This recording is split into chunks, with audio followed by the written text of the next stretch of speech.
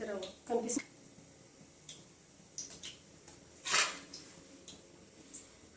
నూరు అస్సలు బాగాలేదు.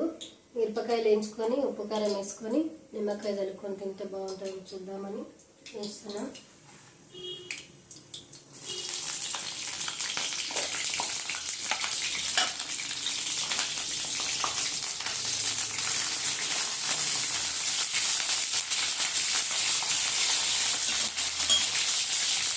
రేపు మూత పెడదాం.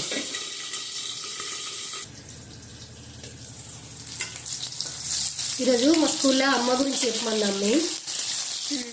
పిల్లలందరూ పాపం వాళ్ళ అమ్మను తలుచుకొని వాళ్ళ అమ్మ చేసే పనులు చెప్పుకుంటా ఎంత ఎమోషన్ అయిపోయారో తెలుసా. నాకు కూడా కళ్ళకి నీళ్ళు వచ్చినాయి.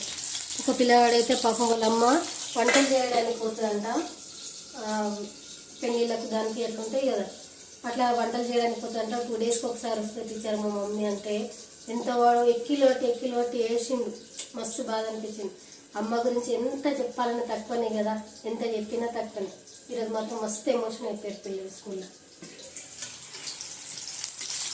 మిరపకాయలు వేగినాయి అమ్మి.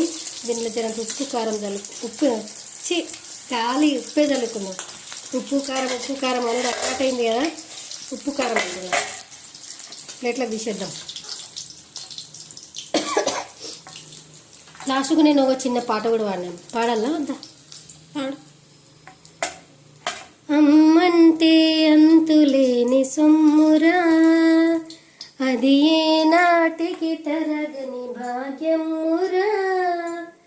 అమ్మ మనసు అమృతమే చిందురా, అమ్మ ఒడిలోన స్వర్గమే ఉందిరా ఉందిరా అని నేను పాట పాడి.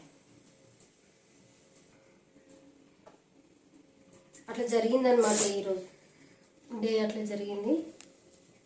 ఇంటికి వచ్చినాక అంగడికి పోయొచ్చి కూరగాయలు తెచ్చి మస్తు అలసిపోయినాము. నేను తిని పండుకుంటా. నేనైతే